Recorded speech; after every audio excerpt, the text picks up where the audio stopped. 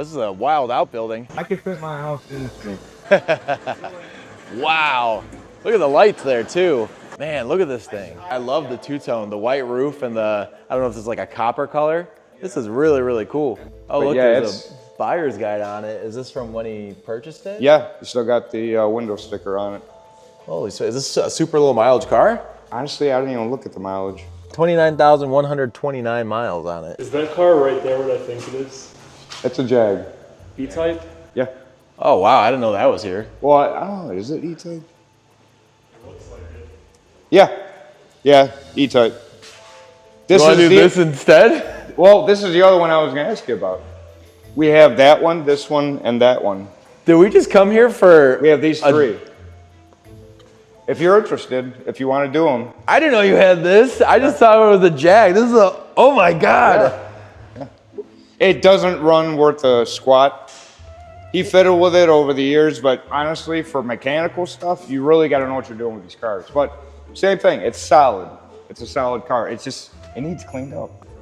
Yeah, it should clear. We've been trying to chase down an E-Type.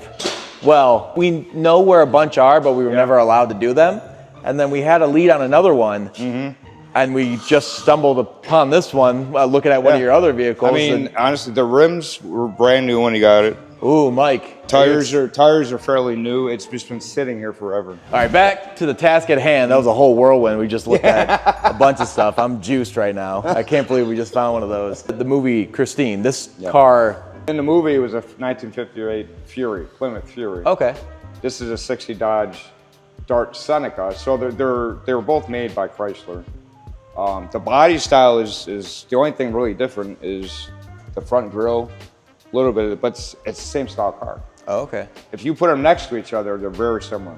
We did a Fury 3, but it was a later Model 1, so obviously much, much different than what this one looks like. But this is in fantastic shape, and the rear end of the car is actually, in my opinion, a lot cooler than the front end here. Yeah, I like the big sail fins and the tail lights. When we're ready, let me know. I'll get it off the dollies, and we'll try to get it rolling. I guess I'll go get the trailer and finagle my way back here. So while we start pulling this car out of the barn, I want to tell you guys, you do not want to miss next week's video. We're bringing back something that has been missing from this channel for a very long time, and a lot of you have been asking for this, which I tease it at the end of this video, so make sure you watch all the way until the end if you want to see a little sneak peek, because we're going to be featuring something that we've literally never had on this channel, and something that's so bad I don't think has ever been seen or cleaned on YouTube. But I want to ask the question of the video, so leave your answers in the comments below. This is a little bit of a different question, but I want to see what you guys would say to this. The owner that we're working with here is actually the son-in-law of the person who originally owned these cars, which was his father-in-law, who recently passed away, and this whole estate was left to him and his wife. So my question is, if you were left with that big building that these cars have been sitting in, what would you do with it, or what would you turn it into? It's so cool looking. It almost looks like a retro nuclear factory or something. I don't know how to explain it, but if you had that yourself, what would you do with it? All right, we are back at the shop with the Dodge Dart Seneca, and I gotta say, this thing's in rough shape, and I'm gonna have a tough week this week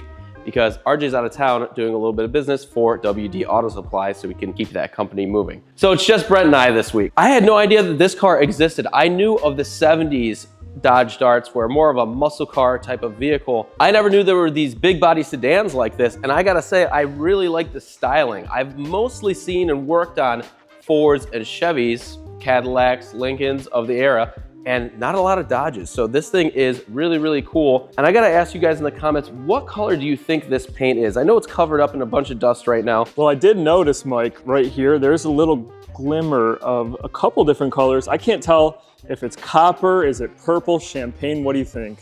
It seems like a light purple, pink champagne salamander, like salmon color. I really don't know. I'm excited to see it when it's all pressure washed off to get a better look at it, but I've never seen a car in this color, so I think it's very interesting. I'd like to know the name of it. But like I said, the condition of this thing, as you can see, we have a little highway here. Those of you that have watched this before know what this is. This is definitely mouse trails. So basically what happens is a mouse will have its droppings on its feet, or multiple mice, and they will run up and down the car and leave a little trail which shows us where they've ran for the years. And what they do is they kind of use this, if it's dark and they can't see where they're going, they follow their own old trail to go back to their little mouse house. And hopefully we don't find a mouse house in here, but I kind of suspect we may. Why don't we start with opening the trunk, see if we could find the hubcaps because they're not on the car currently,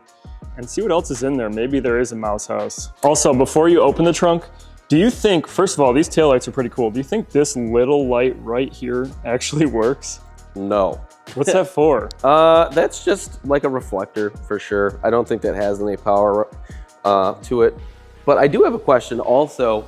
All of these old muscle cars or cars of this era always have 2 keys. I never knew why, and I still don't know why. If you do know why they always had 2 keys, one would be for the ignition and one would open up the trunk, glove box, sometimes the doors. So I think that this would be not a great idea in case you lose a key, because then you can't get into your trunk with the key to the car. So why'd they do that? Unless it was like a safety feature, like, yeah, you could break into the door, but you can't start the car. Hey. All right, we do have some hubcaps, and we do have, this looks like the rear skirts to the car. So we'll see if we can get these mounted back up. Uh-oh. No way. We have the paint. What's it called? Definitely not gonna have its name on. This is like a mixed, so it's an acrylic lacquer. Never seen this in the car. Let's get these out of here, and then we will get set up and started on the wheels. And first, we're gonna lift the whole back end up so we can reach every part of this tire, and we're gonna clean the entire thing using our WD Auto Supply products. And if you guys are interested in any of the products you see us using in this video, they're all on our website and on the screen, so you know exactly what we're using, and they're in the description below.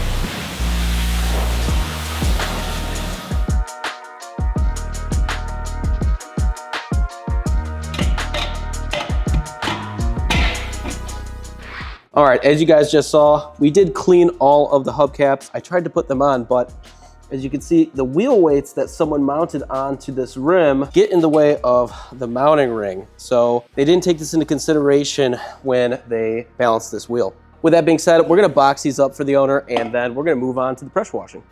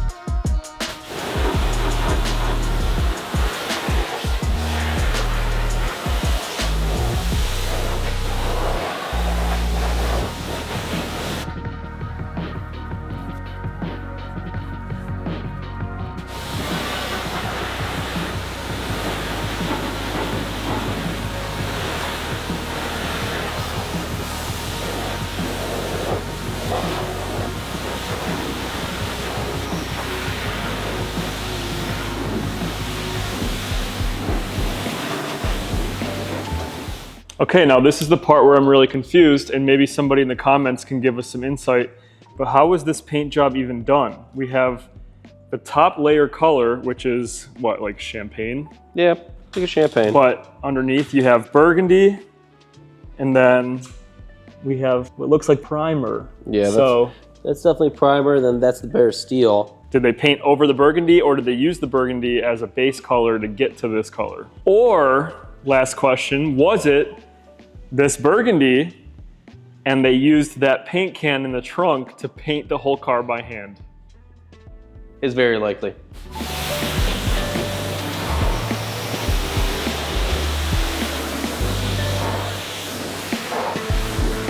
Now we're not using pre-wash on this car because this was painted horribly, not gonna lie, which you'll see when we get to polishing it later in the video. So in order to get these mouse trails out, we're gonna take this soft bristle brush with some cherry suds on it, work it into the paint, and it's gonna help a lot. But I really think at some point this car is definitely gonna need a repaint.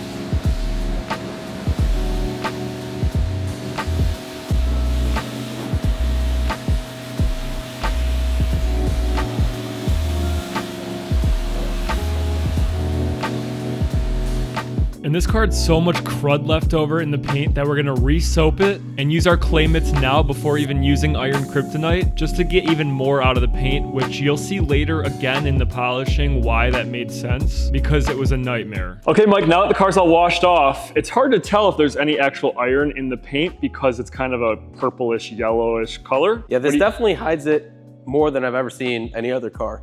What do you say we try our iron kryptonite and see what happens? Sure. So we'll spray this on, we're gonna cover the whole car, and then we'll come back, see what happens to it. Okay, this is crazier than I thought it would be. What the heck? It's definitely a lot more than I thought as well. So there's definitely a lot of iron embedded in this paint, and we're gonna be able to get it all out. Let me walk around the rest of the car. Go Let's see for if it. there's any more. If it's just in the flat panels, nope. We have iron literally everywhere. Look at that. It's covered. It's a good thing we used our iron kryptonite. That's for sure. Look at Joey in the background. He's doing a good job.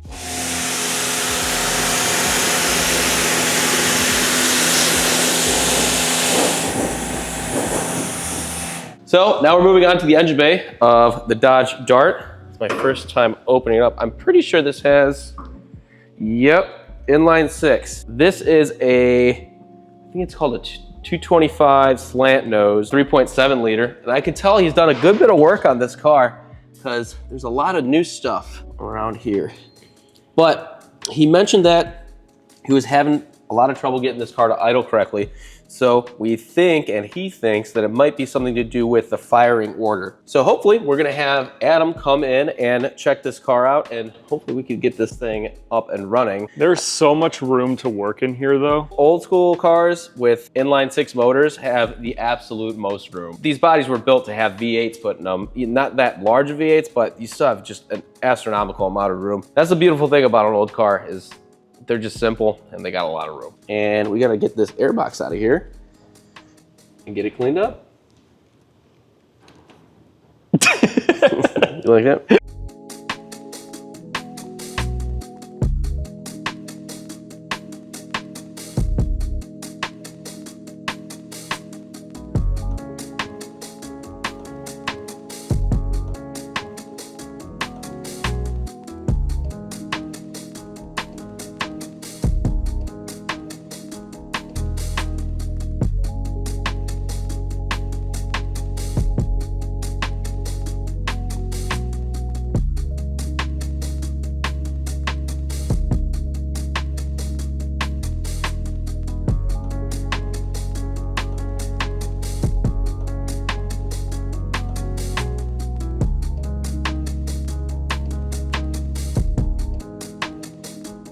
All right, guys, so before we dive into the interior, we're gonna dive into the under hood. I'm looking at this thing, somebody's definitely put a little bit of time and effort trying to get this thing running.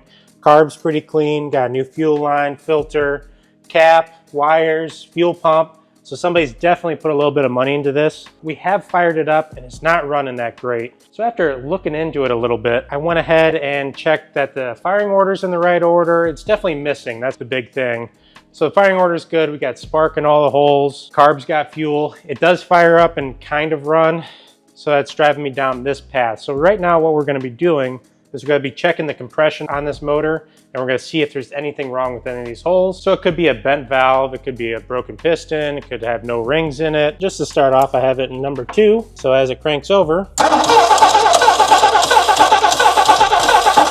we have compression, and there's roughly 100 pounds. Let's go ahead and move this to a different hole. Re-zero it back out. Let's go ahead and hit cylinder number 1.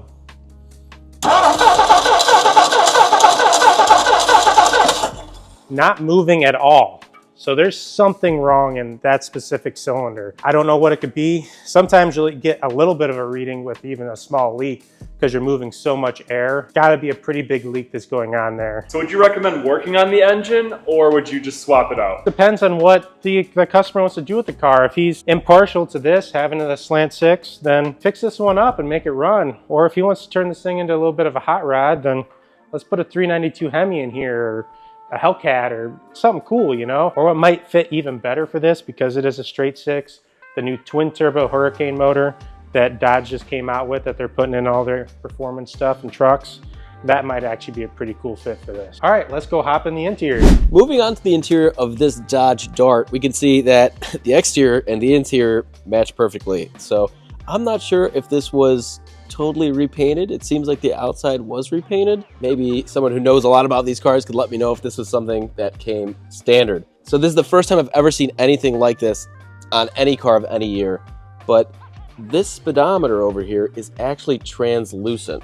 So if I put my gloves back here, you can see them through there. So when the light's hitting back there, or it might be backlit, that hull lights up nice and bright. So that was probably pretty sweet back in the day. And we can also tell that this has a couple features, but it's missing a few. So these are all marked. Lights, wiper, brake, which is nothing, ignition, interior, and then where a lighter is supposed to be is also nothing, which is very weird. So I don't know if that was a package that they could have chose to get or not, but I guess they did not receive it. Another weird thing about this car, which you don't often see, is flooring like this. So this is a rubberized textured flooring that I usually see in like work trucks, basically. We will be able to get this rubber hopefully nice and pristine again. You guys also might be wondering what's going on here with this big old crowbar laid upon the clutch. This is a 3 on the tree, and I'm not sure if this gets stuck in gear or what's going on. He didn't mention why this is like this. I think maybe he just left it this way so it was easier to move and it was always in neutral. Something cool I just found in the interior. So this is a paper that shows the different models that this car came in. So we have a Seneca here, but there's also a Pioneer series and a Phoenix series of this car. I think what this is saying is the Seneca had the most chrome on it, so it's like the fancier looking one. I'm wondering which model came with, you know, the bigger engine, because it doesn't specify on here. So if you know which one of these is supposed to be the hot rod, let us know down in the comments below.